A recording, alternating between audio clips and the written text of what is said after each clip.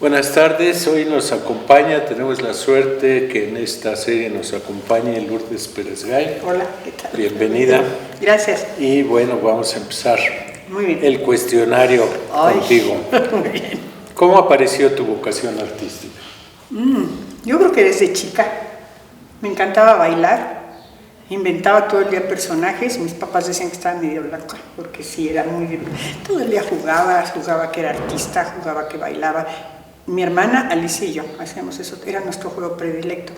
Y después pues lo dejé y después pues contacté con un grupo de calle, que eran Los Mascarones, un grupo de teatro de calle, y ahí decidí dedicarme a eso. ¿Por qué el teatro, Lourdes?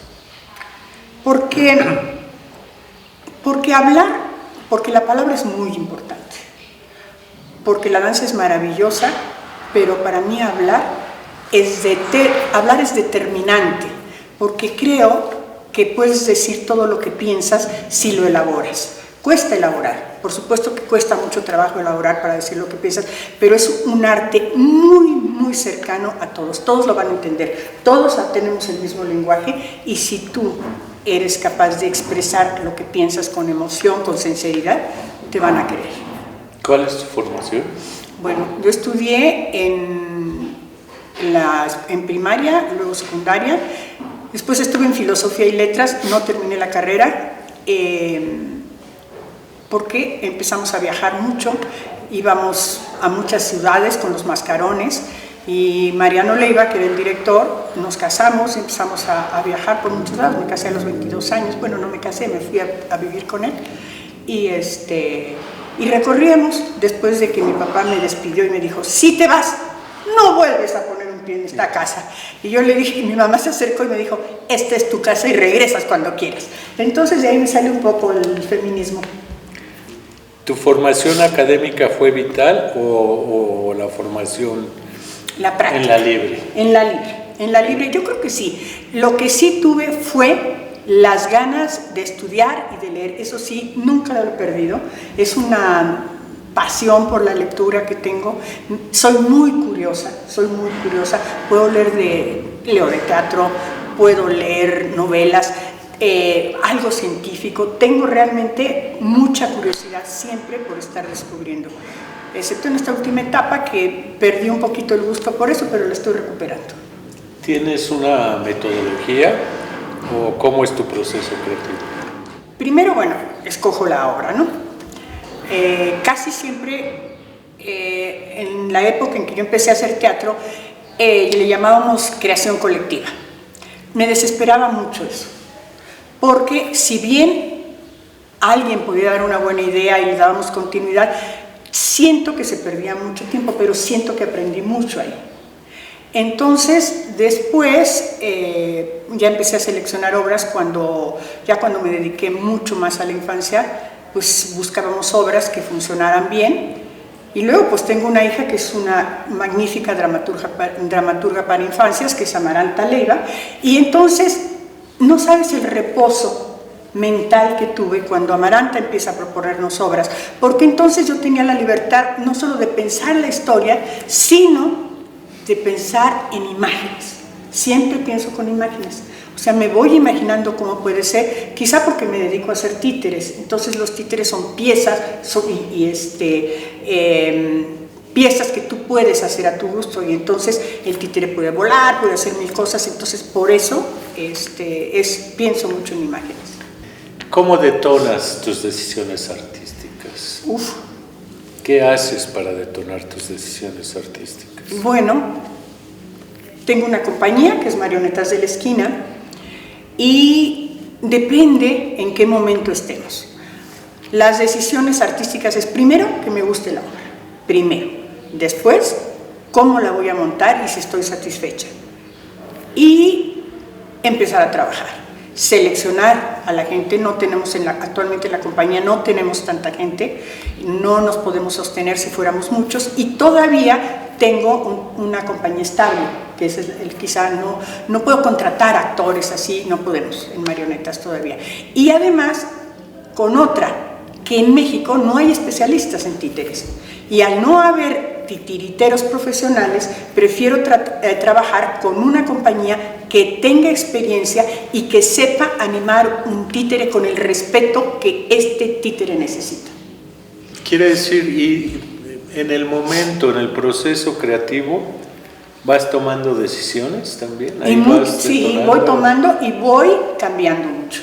A lo mejor tenía yo una idea y de pronto no resulta y me doy toda la libertad, vamos a cambiarlo, vamos a ver qué cosas podemos hacer diferente de lo que yo tenía pensado, pero siempre tomo muchísimo en cuenta lo que me está dando cada titiritero actor. Ya. ¿Y qué trabajo cuesta cambiar las decisiones? No, es horrible, te sientes frustrado, porque de pronto dices, ay, yo es que lo tenía pensado tan lindo, y no resulta, a veces no puedes, y te aguantas, y te adaptas, y cuando resulta es maravilloso. Y cuando no, de todas formas te enamoras de lo que haces. O a lo mejor lo quitas, la presentas 3 veces, 5 veces, 10 veces una temporada y la retiras. ¿Quiénes son tus referentes o cuáles son tus referentes? A ver, Luz Espíndola, principalmente, un hombre muy, un titiritero que llegó de Argentina y que tenía una rigurosidad, era riguroso con la calidad de sus títeres y con la calidad en la forma de decir el texto. De tal manera que se ponía furioso si está cantando, pero se está cantando, decía. Y entonces decía, bueno, llegó un momento en que yo le pedí, trabaja los textos tú. Y en el momento en que él trabajaba los textos con los actores, cambiaba rotundamente. Y si volvían a caer, se ponía furioso. Pero era riguroso.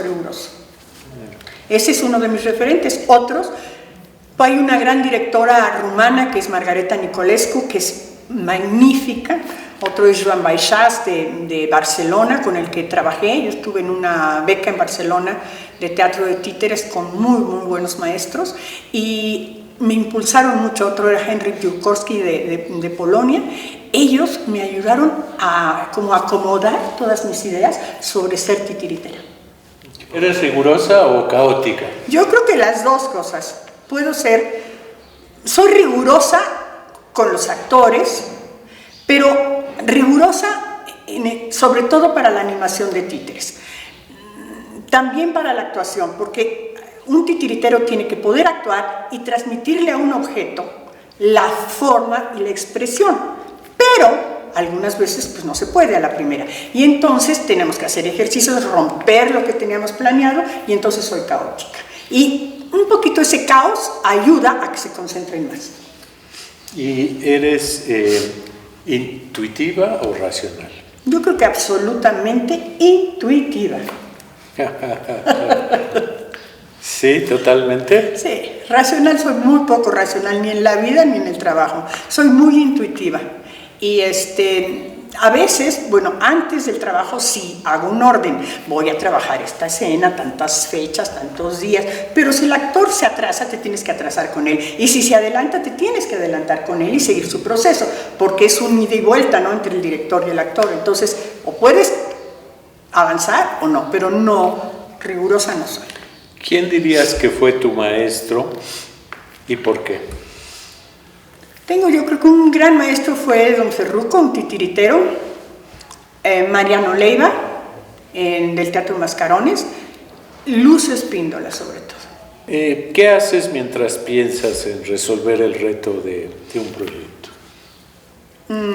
¿Qué haces? ¿Le das la vuelta? No, me siento... ¿Prendes la tele y no, si prendo la tele se me va. No puedo. Cocino. Fíjate que cocino.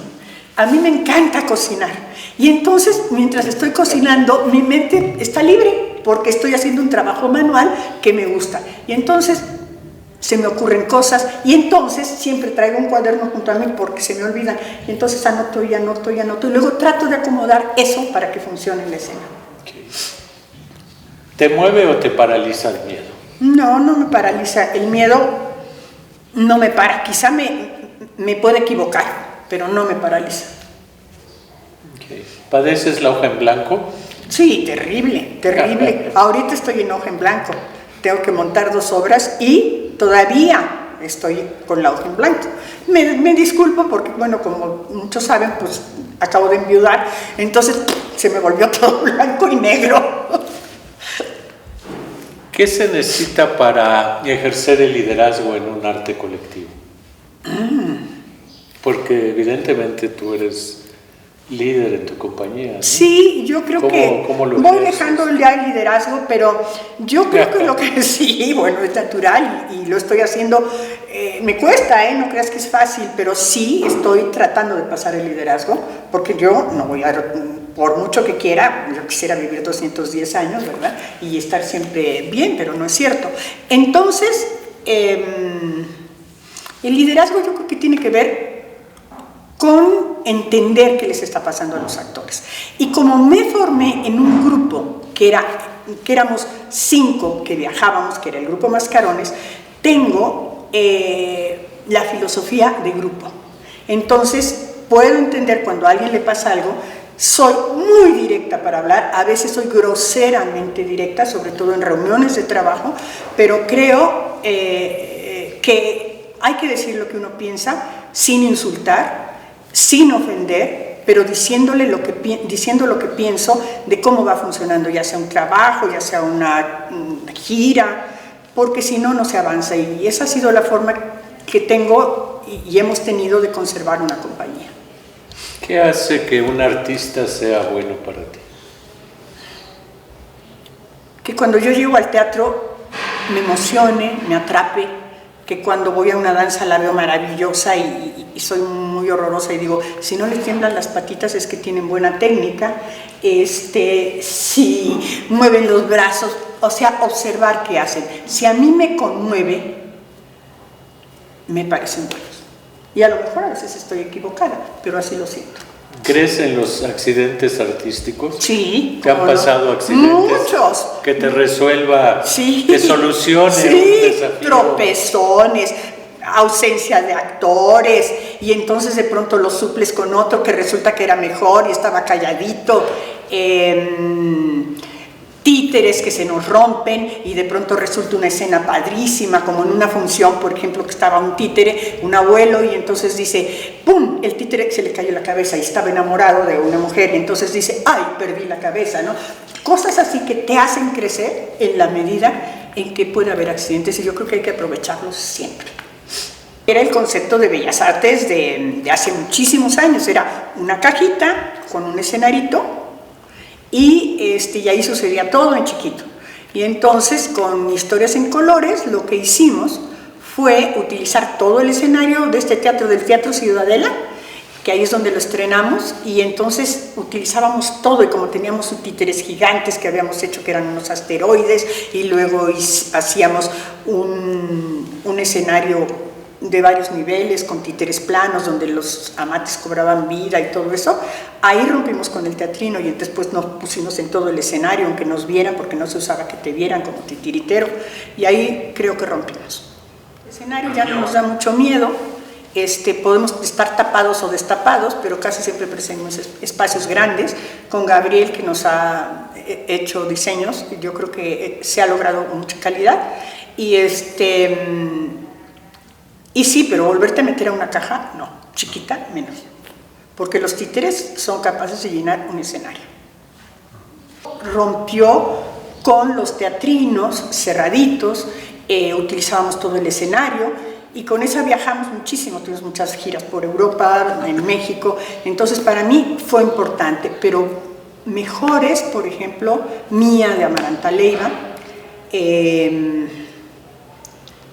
el circo, que yo adoro, pero pues esa es una obra que hizo Lucio. Yo la he dirigido de diferentes formas porque siempre nos las piden, pero para mí Historias en Colores fue determinante para mí. Hubo ahí sentiste que algo te movía.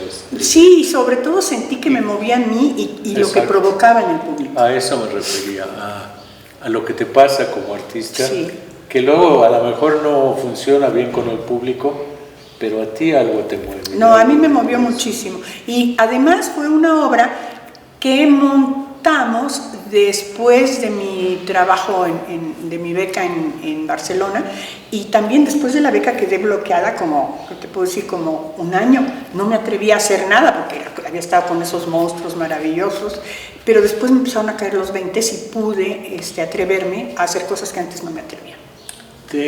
No sé lo que eres y te has dedicado, ¿qué te hubiera gustado ser?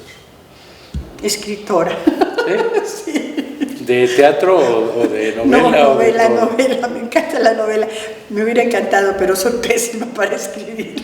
Bueno, pero y estoy rodeada de puros, pero yo creo que es por eso, porque en mi casa eran mi hermano mayor, que era un magnífico escritor, y luego las mujeres que no teníamos tanta opción en la vida, porque mi papi era bastante machista, y entonces, pues las mujeres nos teníamos que casar.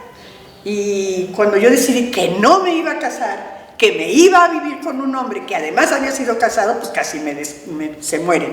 Mi mamá, una gran lectora, pero todo el día la podías ver leyendo. Mi papá era un hombre muy informado, todas las mañanas leía los periódicos, nos hablaba por teléfono para todas las tragedias que venían pasando, pero la lectora era mi mamá. ¿Es necesario el arte? Imprescindible. Yo creo que es imprescindible. Y yo creo que el arte con calidad. Y creo que no podemos pasar el arte a amateurs como parte de una política nacional. Yo creo que hay gente con trayectoria, gente especializada, que es la que tiene que seguir haciendo arte. Y como en Europa todos los niños toman clases de teatro. ¿Por qué? Porque van a aprender a hablar, pero no necesariamente los tienes que hacer artistas, porque después esos niños quedan descolocados. En la actualidad, ¿qué pasa con el teatro? Bueno, en la actualidad, ahora después de la pandemia, nos está costando un trabajo tremendo. Yo creo que el teatro en México traía una muy buena trayectoria, pero yo creo que nos está costando mucho superar la pandemia, pero también superar la falta de apoyos a los profesionales. Se fueron rápido las 20 preguntas. Muy bien. Muchas gracias. A ti.